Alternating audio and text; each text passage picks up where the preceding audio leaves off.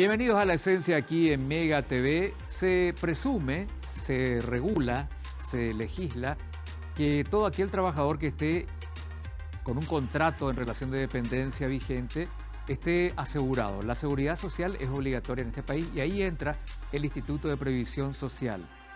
Para un trabajador es normal que a fin de mes vaya y cuando le den el sobre de liquidación ya esté descontado ese 10% redondeando que tiene que aportar para la seguridad social, para las prestaciones médicas y también para los fondos jubilatorios. Y del otro lado está el patrón que también aporta un porcentaje en base al salario de ese trabajador contratado. Pero ¿qué son las prestaciones? ¿Cómo se materializa ese derecho? ¿Cómo el trabajador, sea que necesite alguna asistencia médica, él o sus adherentes, sus familiares, que estén dentro de lo que la norma permite o da alcance para que sean beneficiarios también, ¿qué condiciones tiene que haber para que esas prestaciones puedan ser efectivas? Y no solamente en la parte médica, sino también después, a la hora de culminar su etapa activa como trabajador y empezar a cobrar su jubilación. ¿Cómo estamos en el tema de la prestación? Hay un departamento que exclusivamente se encarga de eso y a menudo consultamos a la hora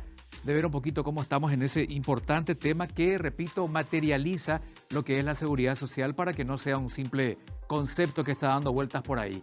Así que quiero dar la bienvenida en esta noche a La Esencia y gracias por su tiempo, por otorgarnos parte de su valioso tiempo para charlar sobre algunos temas que siempre interesa al trabajador y al empleador también. ¿Por qué no? Cecilia Rodríguez, de la Gerencia de Prestaciones del IPS, ¿cómo le va? Muy buenas noches, Juan. Buenas noches también a toda la audiencia. ¿De qué se encarga específicamente la gerencia de prestaciones del IPS? ¿Qué concepto encierra prestaciones en el IPS, que de por sí es un órgano demasiado complejo? Sí, Juan. En realidad nosotros tenemos dos gerencias misionales dentro del Instituto de Previsión Social. Una de ellas es la Gerencia de Prestaciones Económicas del Seguro Social y la otra gerencia sería la Gerencia de Salud. Las demás gerencias sirven de manera de apoyo para poder ayudar a materializar los servicios de prestaciones económicas y también los servicios de salud. Ajá. A mí me toca en este momento estar liderando la gerencia de prestaciones económicas y para ello nosotros disponemos de dos direcciones que se encargan organizativamente de hacer las liquidaciones de las prestaciones tanto de corto plazo como de largo plazo. Tenemos la Dirección de Riesgo Laboral y Subsidios. Esa dirección se encarga de realizar las liquidaciones de los pagos de corto plazo, además de también de administrar la prevención en riesgos laborales. ¿Qué serían los cortos plazos? Las prestaciones de corto plazo serían los pagos por subsidios de reposos por accidente de trabajo, por enfermedad común y las licencias por maternidad.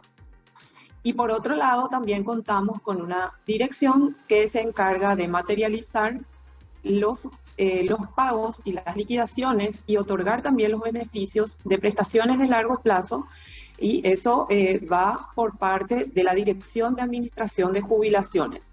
Ellos lo que realizan ahí es otorgar las jubilaciones y las pensiones y también prestaciones únicas, prestaciones debido a fallecimientos, ya sea de cotizantes o de jubilados y pensionados. En ese sentido también la Dirección de Administración de Jubilaciones se encarga de hacer el proceso previo para otorgar las jubilaciones y las pensiones.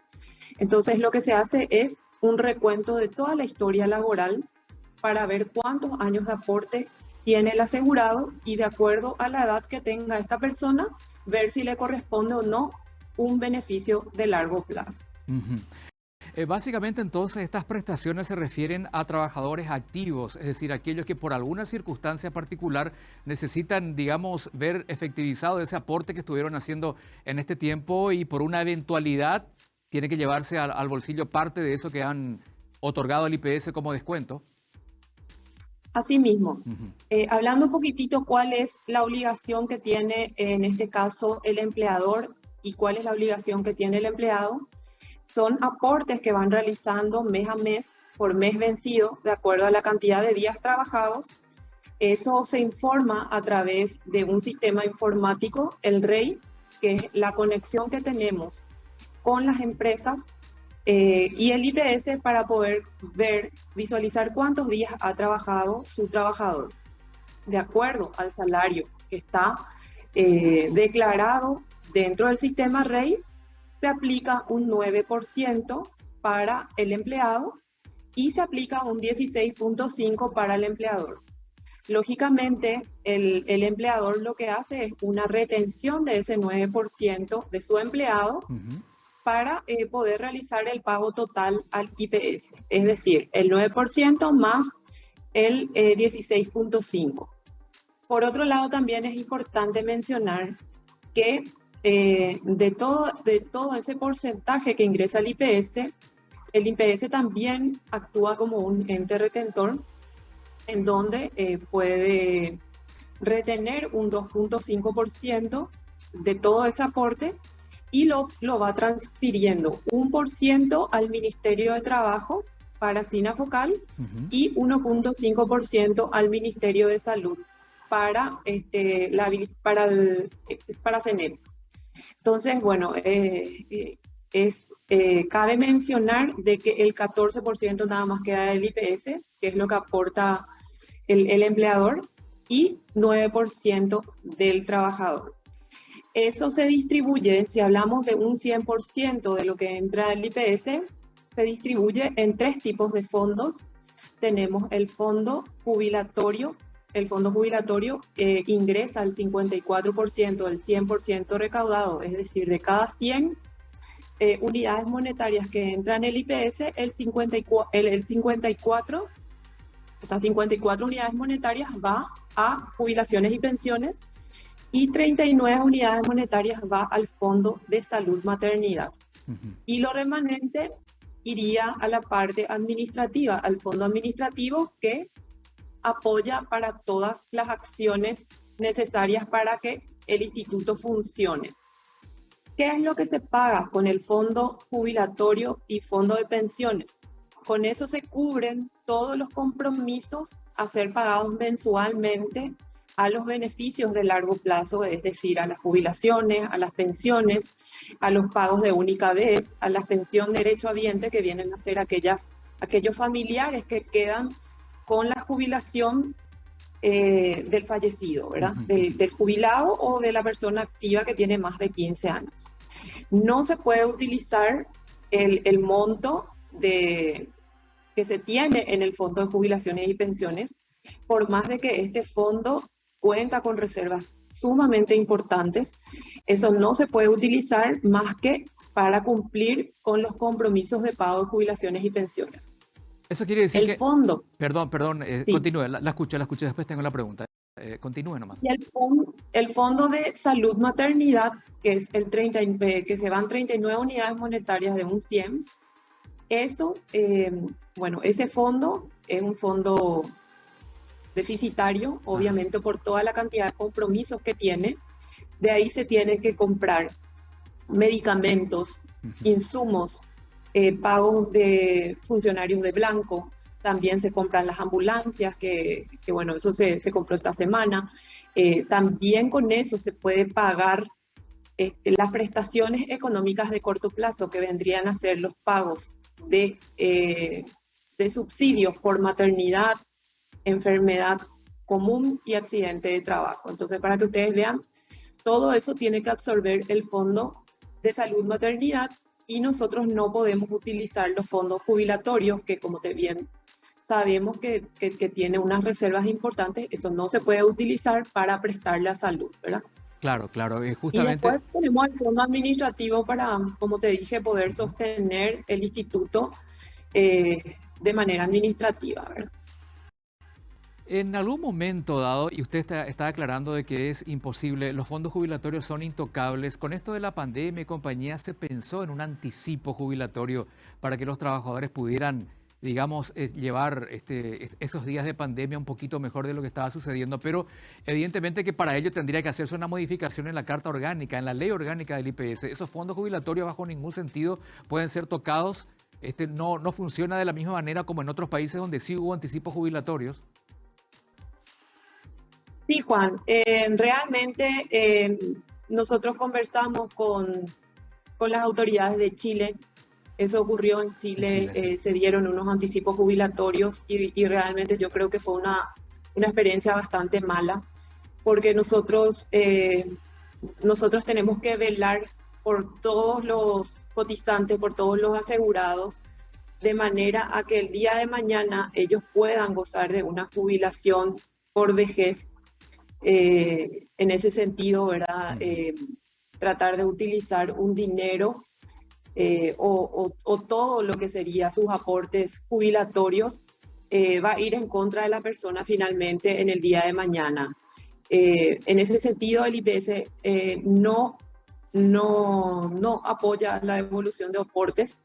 ¿Por qué? Porque realmente esa construcción laboral que esa persona hizo en los años anteriores, todo eso queda y uno tiene muchísimas posibilidades de continuar con el aporte para poder llegar eventualmente, cuando tenga 55 años o 60 o 65 años, la cantidad necesaria de aportes para poder tener una jubilación. Ujú. Ahora mismo nosotros contamos cerca de 69.000 jubilados y pensionados en el IPS, y cabe mencionar que esta es una jubilación que ellos reciben de manera mensual. Ese haber jubilatorio es un haber jubilatorio digno, Ujú. y además de tener esa, ese monto de manera puntual y mensual, también tiene derecho a una atención médica porque hay una retención del 6% que es para poder cubrir el seguro médico. Y además también con ese aporte puede cubrir a su familiar directo, a los hijos menores, a su cónyuge también. Entonces, estamos hablando de una seguridad social que te va a ayudar en el momento de que estés en la vejez, vivas dignamente y tengas una atención de salud totalmente integral. Ujú.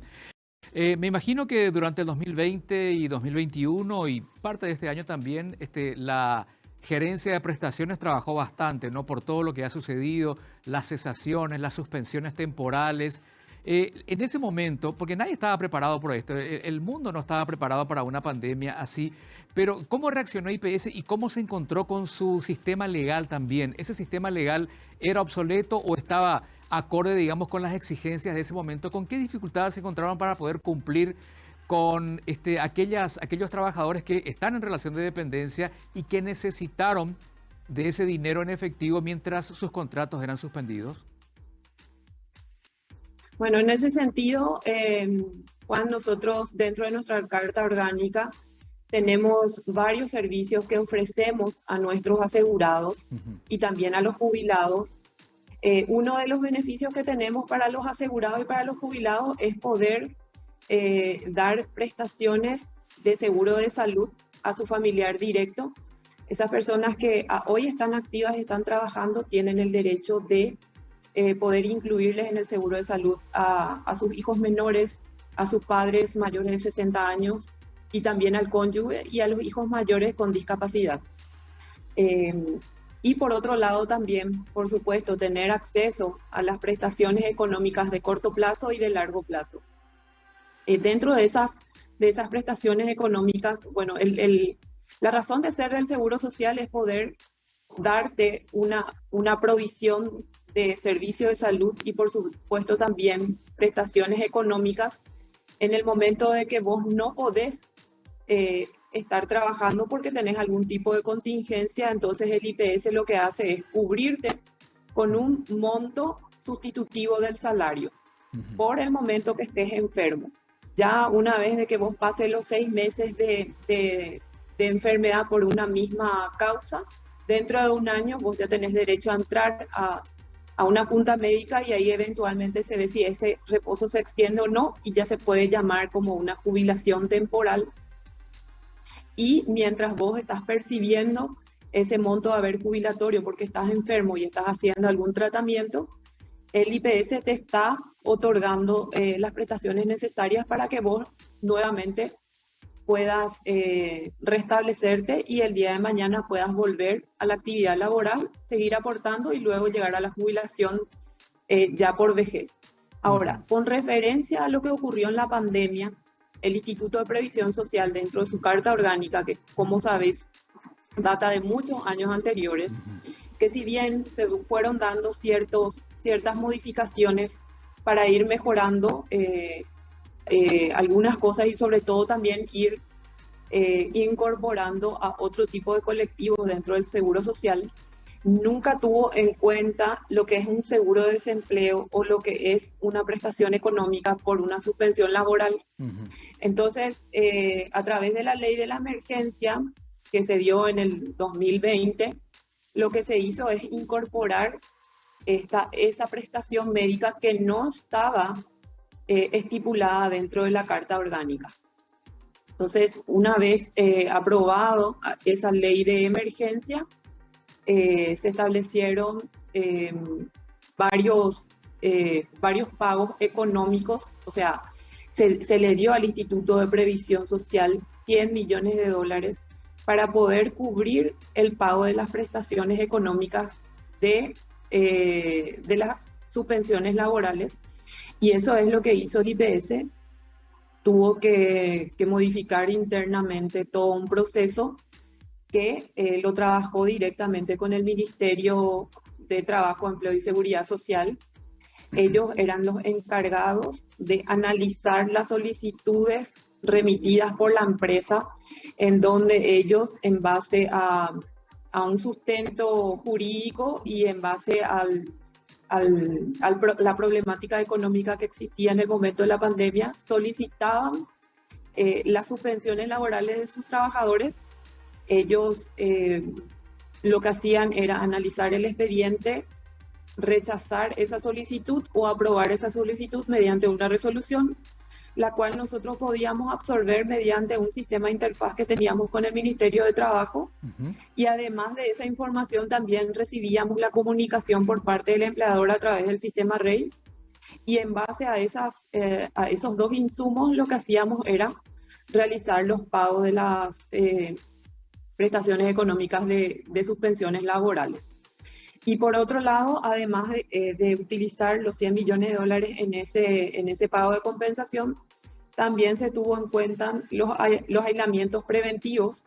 Eso nosotros lo podíamos consumir también a través del REI, eso nos informaba el empleador, pero también necesitábamos un insumo que lo daba el Ministerio de Salud, que era un certificado de aislamiento. Entiendo. Entonces, en base a esos dos insumos también hacíamos las liquidaciones y los pagos de los aislamientos preventivos. ¿Y qué pasaría? También tuvimos Perdón. otro. Sí, Sí, no, ¿qué tuvimos otro. Adelante, adelante. Tuvimos otra prestación económica que hacía referencia al pago de las personas, o sea, de los trabajadores que eran vulnerables. Aquellas personas que tenían una enfermedad de base o que eran mayores de 63 años. Y entonces, bueno, eso podíamos acceder también en base a los informes médicos y la edad de la persona, y también se pagaban esas prestaciones económicas. Y por otro lado, todos los reposos que tenían resultado de COVID positivo también eran pagados con ese fondo de los 100 millones de dólares. Entiendo. Dígame, no sé lo que va a pasar. Muchos expertos en materia de salud dicen que podríamos tener una cuarta ola. Quizás no sea muy fuerte como las anteriores, pero julio podría ser un mes bastante significativo en el tema COVID. IPS está preparándose para la posibilidad de que la gente tenga que aislarse otra vez y dejar de ir a trabajar, o ya no está contemplando esa posibilidad. No se espera que hayan muchos internados por COVID, quizás por otras enfermedades respiratorias sí, pero por COVID lo que se espera son muchos casos positivos y la necesidad de aislarse de vuelta. ¿Qué está preparando IPS para responder a eso? No sé si con el volumen del año pasado o qué están previendo. En un minuto, por favor, que es lo que me queda. Sí, Bueno, en realidad nosotros dentro de Gerencia de Salud, ellos siempre tienen sus planes de contingencias para poder absorber las enfermedades respiratorias que ocurre siempre en todos los años independientemente del COVID. Ujú. Y por otro lado, lo que corresponde a las prestaciones económicas, nosotros somos un órgano ejecutor, Juan, y Ujú. nosotros acatamos directamente a los planes que van siendo emanados directamente por el Ejecutivo y por supuesto también por el Ministerio de Salud en base al tema de aislamientos. Pero es importante aclarar que según la ley de la emergencia, los pagos de compensaciones económicas con referencia al COVID tienen una vigencia y esa vigencia es hasta el 30 de junio del 2022 Justamente. que está llegando ya ahora, ¿verdad? O sea, tendría que hacerse una revisión de esa norma para ver qué es lo que se puede hacer eventualmente si llegamos a atravesar otra ola. Así mismo. Muy bien. Cecilia Rodríguez, muchísimas gracias. Quedaron muchas preguntas pendientes. Quizás en una próxima oportunidad, dentro de poco, la volvamos a molestar para seguir consultándole. A las órdenes, Juan. Un saludo. Muchísimas gracias a usted, gerente de prestaciones económicas del IPS. Vamos a una pausa y volvemos con la parte final del programa.